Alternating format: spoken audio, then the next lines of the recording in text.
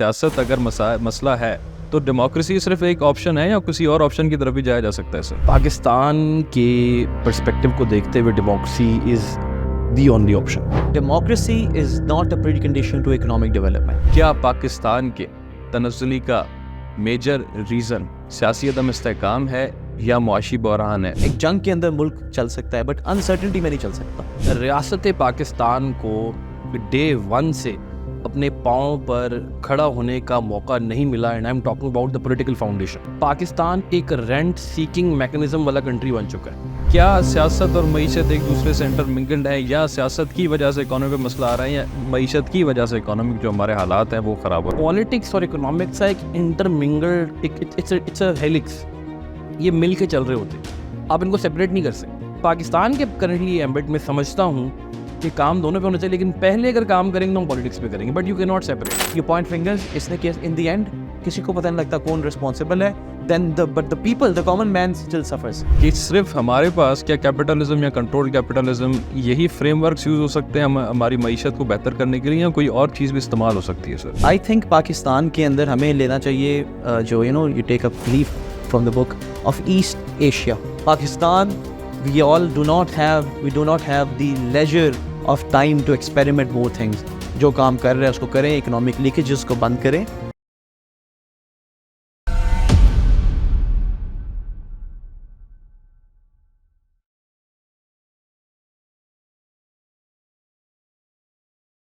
अस्सलाम वालेकुम नाजरीन, मैं हूँ आपका host Syed Yasir Shah. The debate के एक और नए शो में आप सबको खुशामदीद कहते हैं। हमारे साथ हमारे वही गेस्ट्स मौजूद हैं जो कि इकोनॉमिक एनालिस्ट है सर उसामा रिजवी, और उनके साथ मौजूद है सर एहसन तारिकी, एक जियो पॉलिटिकल एनालिस्ट है। आज इनका प्रॉपर तारुफ करवाने का मकसद ये है कि आज जो हमारा टॉपिक है उस पर डिस्कशन कुछ डिफरेंट होगी। इस टॉपिक को लेने का मकसद ये है कि पाकिस्तान की थोड़ी सी हिस्ट्री को भी देखा जाएगा, पाकिस्तान के जो करंट मसाइल हैं उनके हवाले से भी डिस्कशन की जाएगी। टॉपिक का उन्वान है कि क्या पाकिस्तान के मसाइल का या पाकिस्तान के तनज़्ज़ुली की मेजर वजह सियासी अदम इस्तेहकाम है या मुआशी बहरान। इन बातों पर डिस्कशन करने से पहले मैं आपको थोड़ा सा कॉन्टेक्स्ट देना चाहूँगा। मुख्तलिफ अदवार देखते हैं पाकिस्तान के बनने के बाद, अगर देखा जाए तो पहला दौर आता है, उसमें सियासी अदम इस्तेहकाम होता है। शुरुआत के 9 सालों के अंदर हमारे 7 वज़राए आज़म तब्दील हो जाते हैं। उसके बाद फ़ौजी हुकूमत आती है, FTI बढ़ता है, ग्रीन रेवोल्यूशन आता है, मुआशी मामलात बेहतर होने की तरफ जाते हैं। लेकिन फिर भी हमारे लिए, पाकिस्तान के लिए वो प्लेटफॉर्म, वो रूट नहीं बनता कि वो एक डेवलपिंग कंट्री बन सके। फिर फॉल ऑफ ढाका आता है, एक बार फिर पाकिस्तान सियासी अदम इस्तेहकाम का शिकार होता है। लेकिन भुट्टो के आते साथ होता यह है कि नेशनलाइजेशन की पॉलिसी आम हो जाती है। लगता यूँ है कि पाकिस्तान एक तरक्की याफ्ता मुल्क बन जाएगा, मगर बहुत ही मुश्किल दरपेश आती है क्योंकि वो पॉलिसी कंटिन्यू नहीं हो पाती। उसके बाद एक बार फिर फौजी दौर आता है जो कि कंटिन्यू होता है। फिर ट्राइका पीरियड आता है 88 से लेके 99 तक। पाकिस्तान मुख्तलिफ अदवार देखता हुआ आ रहा है अपनी तारीख में। कभी सियासी अदम इस्तेहकाम नज़र आता है, कभी मुआशी बहरान नज़र आता है, कभी लीडरान की ऐसी पॉलिसीज़ नज़र आती है कि मुल्क तरक्की की राह पे बड़े अच्छे तरीके से गामज़न हो जाएगा। लेकिन ये मामला पाकिस्तान के लिए बहुत ही मुश्किल आता है। उसके बाद मुशर्रफ के जो पॉलिसीज़ आती हैं, मुशर्रफ क्या चीज़ लेकर आता है? Trickle down economy. लेकिन वो पॉलिसी कामयाब नहीं हो पाती पाकिस्तान के लिए, क्योंकि वो एक शॉर्ट टर्म पीरियड होता है। अमेरिका को पाकिस्तान की ज़रूरत पड़ती है, पाकिस्तान को इस्तेमाल किया जाता है, इकोनॉमिक एड प्रोवाइड होती है। उसके बाद फिर से इकोनॉमिक एड्स हमारी ख़त्म हो जाती हैं। पता ये लगता है कि मुख्तलिफ हमारी सियासी हुकूमतें जो 2008 के बाद आती है, लेकिन पाकिस्तान उनके अंदर भी तरक्की नहीं कर पाता। आज हम इस मोड़ पे आके खड़े हैं कि हमारे पास पब्लिक डेट तकरीबन $272 बिलियन है। सियासी अदम इस्तेहकाम की बात की जाए तो पिछले 10 सालों के अंदर वही सिनेरियो रिपीट होता है जो कि हमारे 1947 के बाद 1956 तक हुआ था। इन सारी बातों पर डिस्कशन करेंगे हमारे दोनों पैनलिस्ट के साथ। Sir, welcome to the show. Thank you. सबसे पहला सवाल सर एहसन आपसे करना चाहूँगा मैं। एक बेसिक क्वेश्चन है, वो यही है कि क्या पाकिस्तान के तनज़्ज़ुली का मेजर रीज़न सियासी अदम इस्तेहकाम है या मुआशी बहरान है? और इस पे आप अपना स्टांस भी दीजिएगा प्लीज़, और ये भी बताइएगा कि वो क्यों है सर। अच्छा Yasir, I would like to take the side of politics here, क्योंकि मेरा ज़ाती ख्याल भी यही है कि पॉलिटिक्स का एक बहुत बड़ा इम्पैक्ट रहा है हमारी इकोनॉमिक पूरे पर्सपेक्टिव के ऊपर। जो आपने बहुत सारे फिगर्स दिए हैं इकोनॉमिक्स की भी, वो मेरे एक बहुत अच्छे दोस्त हैं उसामा, वो उसको कहते हैं नॉइज़ ऑफ नंबर्स, वो इसके बारे में अक्सर बात भी करते हैं। तो हम इस नंबर्स गेम से निकल के अगर पॉलिटिकल लेवल के ऊपर आगे देखते हैं ना, तो हमें पता चलता है कि रियासत पाकिस्तान को डे 1 से अपने पाँव पर खड़ा होने का मौका नहीं मिला। And I am talking about the political foundation, right. सियासी तौर के ऊपर। उसमें बेजा आप फ़ौजी मुदाखलत कह लें, ब्यूरोक्रेटिक टेंडेंसीज़ कह लें, या इंटरनेशनल प्लेयर्स का हमें एक टूल समझ लें, लेकिन पाकिस्तान को सपोर्ट नहीं मिली वो जिस किस्म की आइडियोलॉजी सियासी लेवल पर होनी चाहिए। अच्छा, अब इसमें एक बहुत लंबी डिबेट है जिसमें नेहरू ने भी बात की हुई है, और वो ट्रैक की जाती है प्री इंडिपेंडेंस के साथ कि हम सियासी तौर पर मजबूत क्यों नहीं हैं, क्योंकि इंडिपेंडेंस से पहले भी मुस्लिम लीग की जो पार्टी है उसमें आपको बड़ी यंग पार्टी थी, सियासी लेवल पर अभी पुख्ता नहीं हो पाई थी, लेकिन एकदम से कायद आज़म की जो डायनामिक लीडरशिप थी स्पेशली आफ्टर द 40s, वो इतनी ज़्यादा इंपॉर्टेंट साबित हुई कि वो पार्टी एक बड़े फ्रेम के ऊपर एक बहुत बड़ा इलेक्शन जीतने में कामयाब होगी। सो ये डेमोक्रेटिक टेंडेंसी जब आगे आती हैं तो हम शुरू के पीरियड में देख लेते हैं कि वहाँ पे कोई ख़ास डेमोक्रेटिक अमल नज़र नहीं आता, ब्यूरोक्रेटिक इंटरवेंशन बहुत ज़्यादा है, मिलिट्री इंटरवेंशन है, और फिर फाइनली मिलिट्री टेक ओवर भी हो जाता है और अयूब आ जाते हैं। सो अयूब के दौर से ना हम देखना शुरू करते हैं कि शायद इकोनॉमिक्स हमारी बेहतरी की तरफ गामजन है, और वो इस पर लोग अग्री करते हैं कि जो डिक्टेटरशिप के टाइम में, वेदर इट इज़ अयूब और ज़िया और मुशर्रफ, इस दौर में जो इकोनॉमिक हालात का सही होना है उसकी एक बहुत बड़ी रीज़न कंसिस्टेंट यूएस एड है। सो यहाँ पर हमारे पास वो बड़ा नैरेटिव आ जाता है जिस पर डेक्लन वॉल्श की किताब है द 9 लाइव्स ऑफ पाकिस्तान, वो भी जिक्र करते हैं कि पाकिस्तान एक रेंट सीकिंग मैकेनिज़्म वाला कंट्री बन चुका है, जिसके बारे में बहुत सारे राइटर्स कॉन्स्टेंट लिखते रहे। हुसैन हक्कानी की किताब है, वो भी मेंशन करते रहे, शुजा नवाज़ की किताब है, वो भी ये कहते हैं कि पाकिस्तान ने अपना जो मोडस ऑपरेंडाई है वो इस तरह का बनाया है कि हमने डे 1 से रेंट सीख किया। अफ़गानिस्तान में जंग हो रही है, हम रेंट ले रहे हैं उसके लिए, सीटो सेंटो हो रहा है, सोवियत यूनियन के ख़िलाफ़ कोई इत्तेहाद बन रहा है, हम पैसे ले रहे हैं उसके अंदर, वॉर ऑन टेरर में कुछ हो रहा है, हम पैसे ले रहे हैं उसमें। तो आपकी इकोनॉमिक स्टेबल हो नहीं पाई। अच्छा, अब यहाँ पे आप लेकर आ गए पलड़े को इकोनॉमिक्स की साइड पर, लेकिन आप ये देखें कि ये तमाम पॉलिसी डिसीजन मेकिंग ये हो रही थी पॉलिटिकल अदवार के अंदर, और उस पर चाहे वो डिक्टेटरशिप थी, चाहे हमारी नॉर्मल पॉलिटिकल पार्टीज़ थी, वो अमल करती रही हैं। सो इकोनॉमिक्स को स्टेबल होने का मौका मिलेगा तो वो करेगी, और वो जो लीडरशिप है वो उसको होने भी नहीं देती।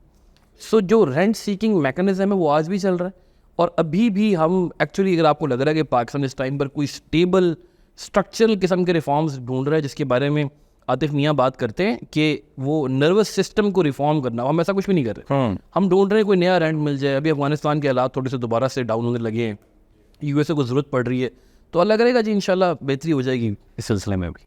सर उसामा, आपसे भी यही मैं एक बेसिक क्वेश्चन करना पसंद करूँगा, थोड़ा सा इसको ब्रीफली बताइएगा कि आप क्या समझते हैं कि पाकिस्तान के तनज़ुली का जो मेजर एक रीज़न है वो सियासत है या मईशत है, और उस पर प्लीज़ वजह बताइएगा कि अगर है तो क्यों है। Thank you Yasir. I would say Ahsan ने काफ़ी अच्छे पॉइंट्स बताए हैं, and I would like to build upon that in that के एक फ्रॉम वन पर्सपेक्टिव अगर देखा जाए तो जो एसन ने बात की है वो एक कॉन्टिन्यूम पे मेरे आर्ग्यूमेंट के हिस्से के अंदर आती है, या ऐसे कहने के एसन का जो आर्ग्यूमेंट है वो मेरे कॉन्टिन्यूम पे एक हिस्से पे आता है, because it's a equation. But if I am to take sides very categorically, I believe, truly believe, and I will आपसे कुछ एग्जांपल्स भी शेयर करूँगा कि इकोनॉमिक्स वो चीज़ होती है जिसकी स्टेबिलिटी की वजह से एक कंट्री आगे प्रॉस्पर करती है या प्रोग्रेस करती है। कैसे है ये मैं बात क्यों कह रहा हूँ, देखें कि किताब है the ascent of money by Niall Ferguson, very brilliant historian, British historian.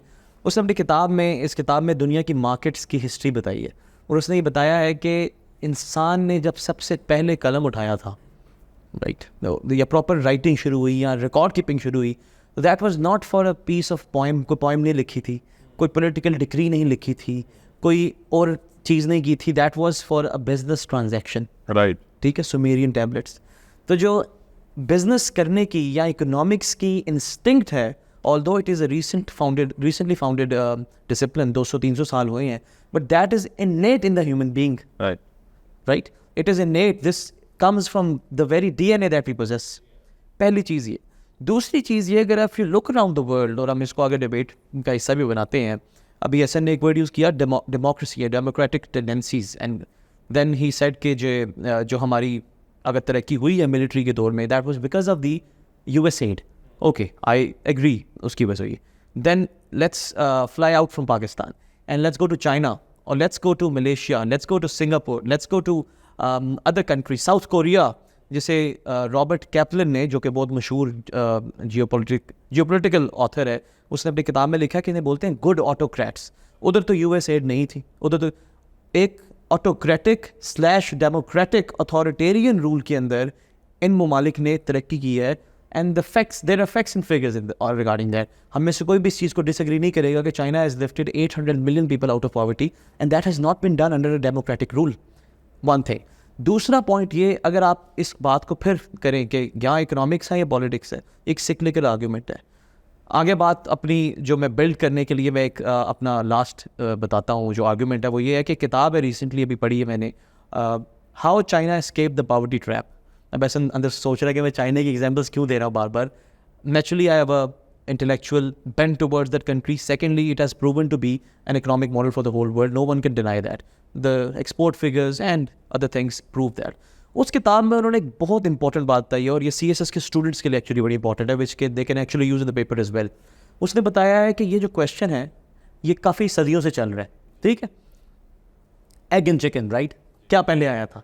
तो उसने एक बड़ी नई चीज़ पढ़ के खुशी होती है, मुझे खुद सीखने को मिलता. तो मैंने जो चीज़ सीखी थी इसमें, वो था को एवोल्यूशनरी मॉडल ऑफ ग्रोथ. लेकिन उस को एवोल्यूशनरी मॉडल ऑफ ग्रोथ के अंदर भी शुरू बात इकोनॉमिक्स से होती है. उसमें उन्होंने बताया कि दोनों चीज़ें इकट्ठे जाती हैं, लेकिन हम यहाँ बैठ के यही डिबेट करते रहे, पहले इस्तेकाम आए, पहले स्टेबिलिटी आए. वो पूछते हैं कि यार हमारा वो पहिया तो नहीं रुक जाएगा जमहूरियत का या कुछ. ये चीज़ों को निकाल के प्रैक्टिकल पॉइंट उन्होंने कहा पहले कुछ भी नहीं होगा. जो आपके पास पैराफर्नेलिया, जो आपके पास apparatus political and economic available है, उसको यूज़ करते हुए चीज़ों को डेवलप करना शुरू करें. एंड उसका उसने फिर अपने पेजेस पे सारा का सारा आउटलाइन दी है कि how it becomes a virtuous cycle.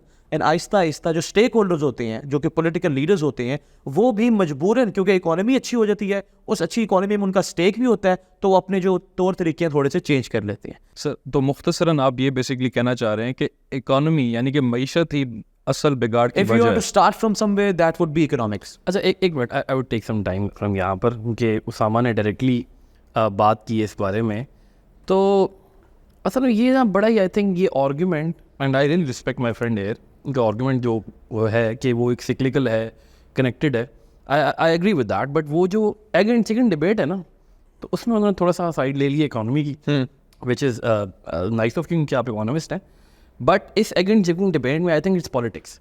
कि अगर आपने लिखने की एग्जांपल दी कि इंसान ने पहली चीज़ लिखी थी, तो लिखाई की तो हमारी हिस्ट्री 3000 साल पहले की, मैक्सिमम 4000 साल होंगे. लेकिन इंसानों की एग्जिस्ट करने की हिस्ट्री तकरीबन 70 to 1 लाख सालों की है. And the moment people started banding together, they need politics. उनको पॉलिटिक्स चाहिए थी.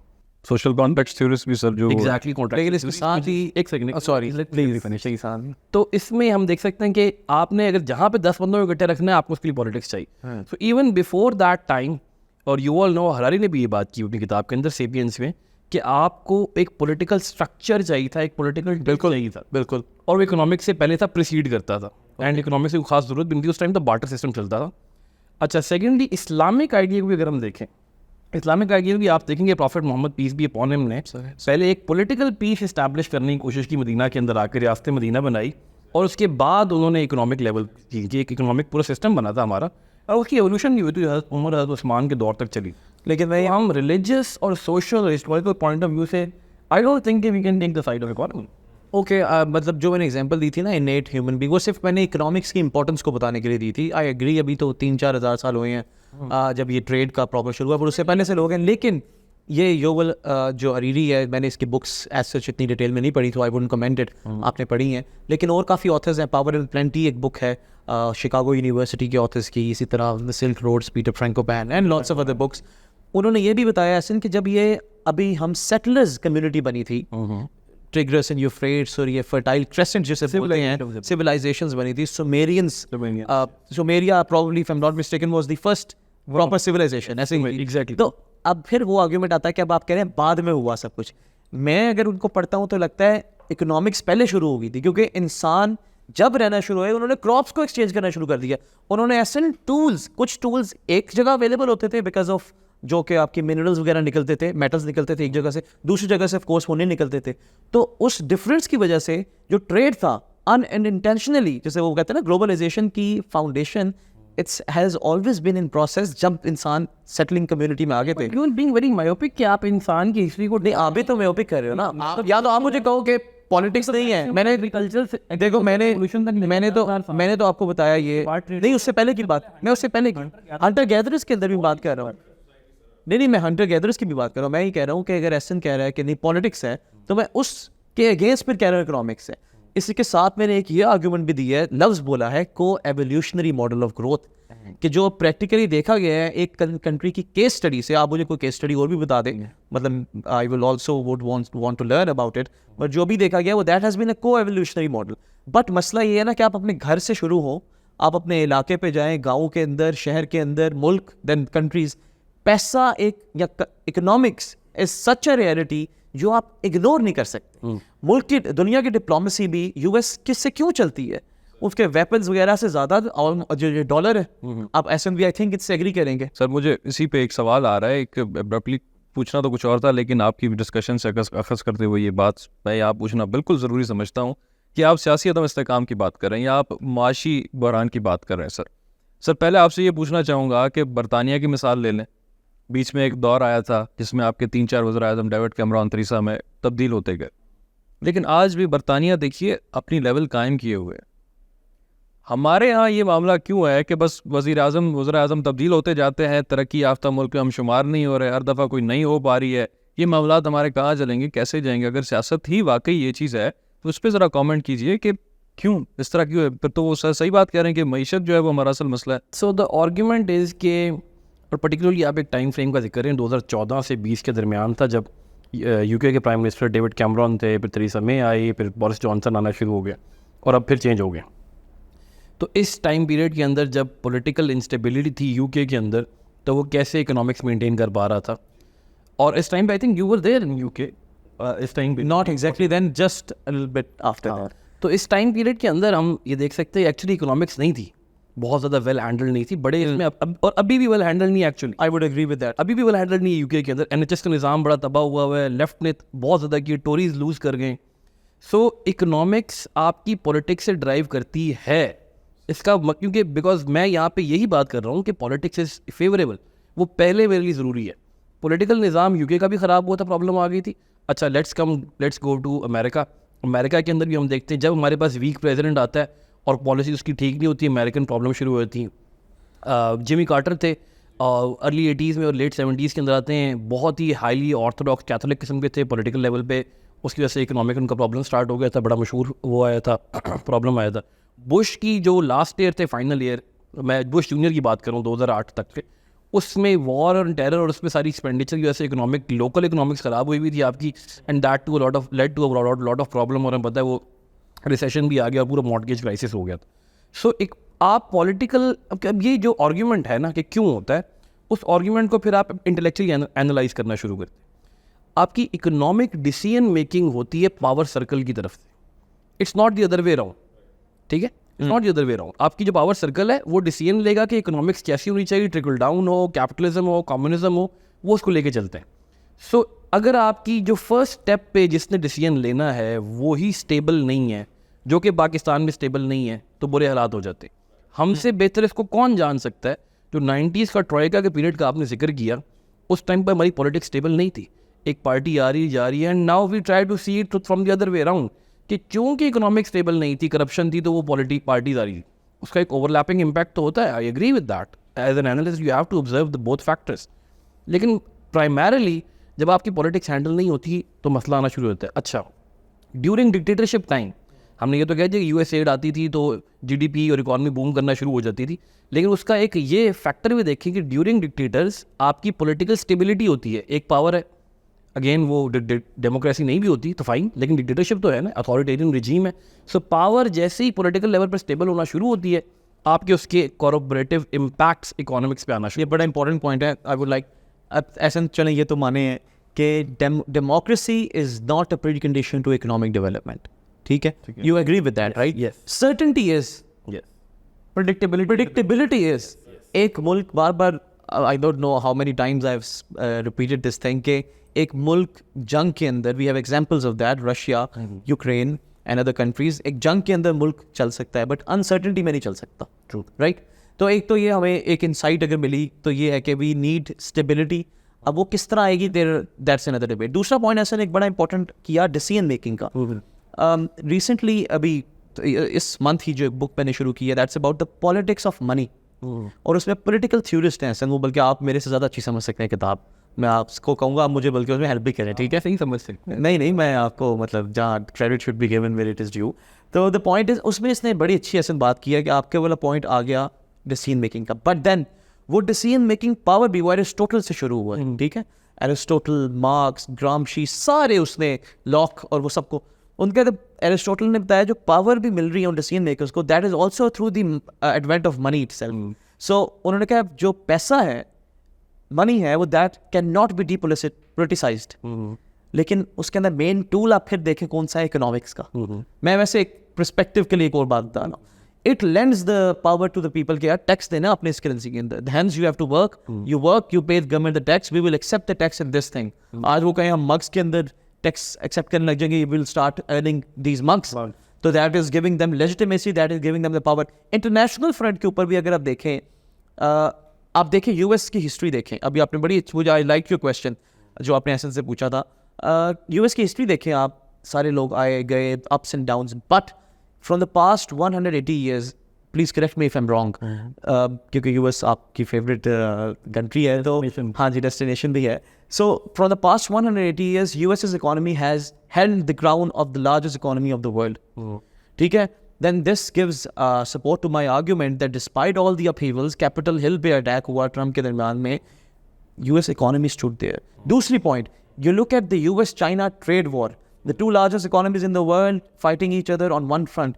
Tariffs कर रहे हैं, there is a war of word, there is वो क्या कहते हैं, sloganeering हो रही है, mudslinging हो रही है. ठीक है, सब कुछ हो रहा है. लेकिन if you look at the figures of the trade between those, वो फिर भी बढ़ता गया है. वो Peterson institute of economics PIIE करके है. ये मैं इसलिए बता रहा हूँ, facts and figures it's important, CSS के लिहाज से इंपॉर्टेंट ये टॉपिक भी है. ट्रेड वॉर उस पर जाके पढ़े, उस पर उन्होंने पूरी टाइम नहीं दी है. देन यू विल सी के यार फिगर्स तो वो जो ट्रेड है वो तो वैसे ही है. You look at Australia and China, उनका भी आपको पता है बड़ा एक चल रहा, हाँ जी चल रहा था LNG एंड कोल के ऊपर. द पॉइंट इज उन्होंने कुछ चीज़ें रखी हुई हैं, कुछ चीज़ें वो है जो इकोनॉमिक्स की हैं, उन्होंने उनका इनको नहीं छेड़ना, because the very survival of the people depend upon it. हम चाइना की अक्सर बात करते हैं, एक लास्ट बात कर रहा हूँ फिर ऐसा कि बड़ा ऑटोक्रेटिक है, या वहाँ के लोगों को अगर अच्छा लिविंग स्टैंडर्ड मिल गया है, विच हम लोग अभी जो हमारा पिछला एपिसोड था जो हम बाहर जाना चाह रहे हैं ऐसे, that is because of what proper living standard, not only economic but otherwise as well, but living standards. अगर आपको वो मिल जाए तो why do you want to go on a sit in, why do you want to protest, why do you want to close your shop, you will not. तो फिर Maslow की hierarchy को देख लें. जो मैस्लो की ऐसा हायरार्की है उसमें जो बेसिक है वो क्या है, एंड अगर वो बेसिक नीड्स वो है जो हमें पता है, does it pertain, will you put in the economics box और will you put it in the political box. Politics would be a means जो कि प्रोवाइड करेंगे पॉलिटिकल बॉक्स, लेकिन वो पॉलिटिकल बॉक्स कैसे प्रोवाइड करेगा जब तक पैसे नहीं है, जो कि पाकिस्तान उसकी एग्जांपल है. इकोनॉमिक्स इज अ मीडियम जिसके जरिए पॉलिटिक्स ट्रैवल कर रही है.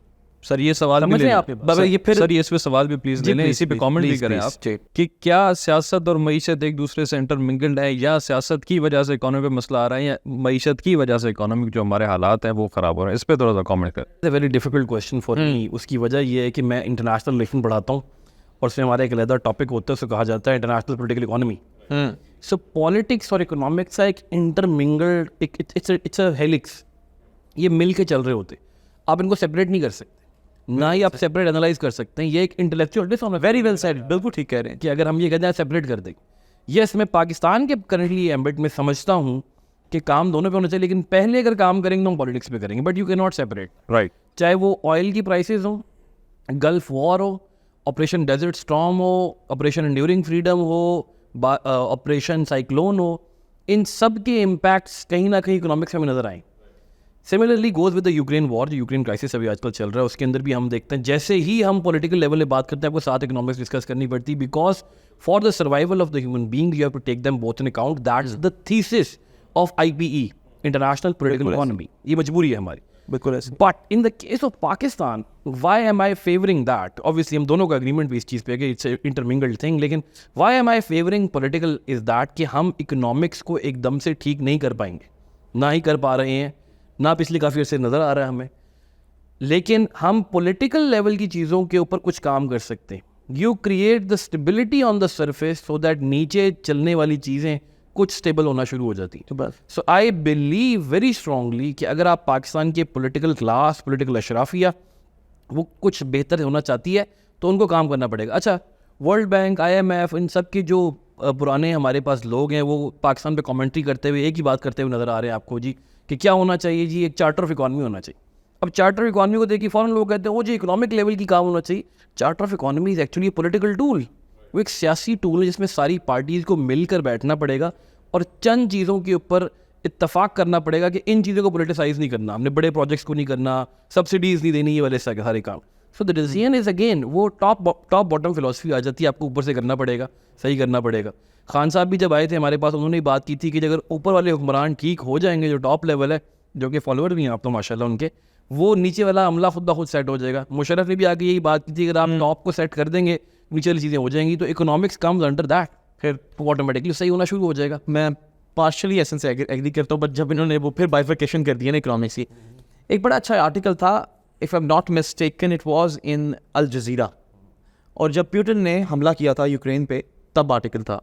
अब आर्टिकल पढ़िएगा ज़रूर, वो उसमें बताया गया है कि how an increase in oil prices actually triggered Putin's attack, not only this one. Okay, the article analyzed all the previous few attacks, and all of those attacks, जो Georgian war थी और वो सारा था, 2013 और 14 में भी हुआ था. You look at the oil prices. The oil prices were on their highest or near the high. Why? That because Russia's main exports or sources of revenue is oil and gas sector. So that if the price of oil and gas is high, it would result into more revenues for the country. If you have more revenue, war is a very expensive business. You can only go to war when you have money.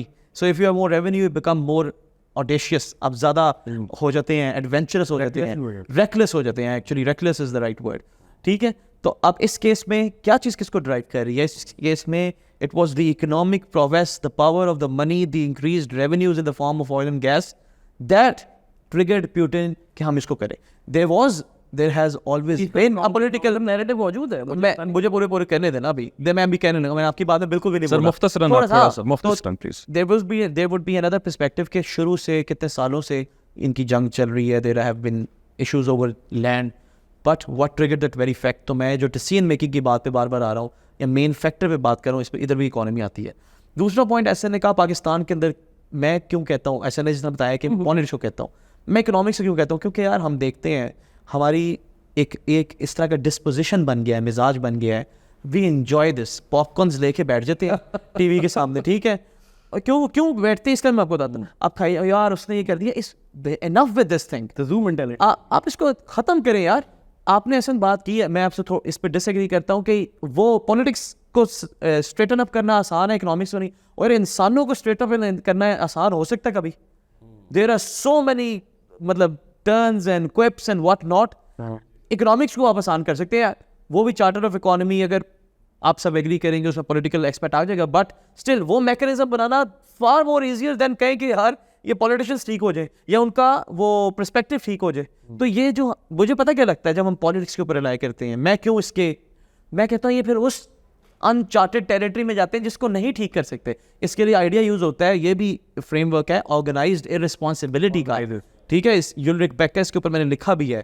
तो you point fingers, इसने case in the end किसी को पता नहीं लगता कौन responsible है, then but the people, the common man still suffers. तो भाई इसलिए छोड़ दें पॉलिटिक्स को, ये पॉपकॉर्न्स की तरह और ये कैपिटल शोज एंजॉय करना छोड़ें, and do the work, private sector कुछ करे, create jobs and do all these things. अच्छा, इसमें एक मिनट, सॉरी मैं जी की बात काट नहीं रहा, लेकिन मैं ये बात करना चाहूँगा कि आपको ऑकम्स रेजर का पता है?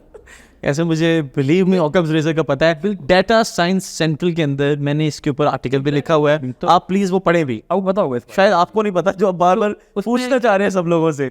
जो मोस्ट ईजीएस्ट या मोस्ट जो ईजी एक्सेस आंसर होता है it is most of the time the most correct one as well. Right. So अभी हम भी इमेजिन कर रहे हैं कि जी वो इकोनॉमिक्स के मुख्तलिफ पहलुओं में बात कर रहे हैं।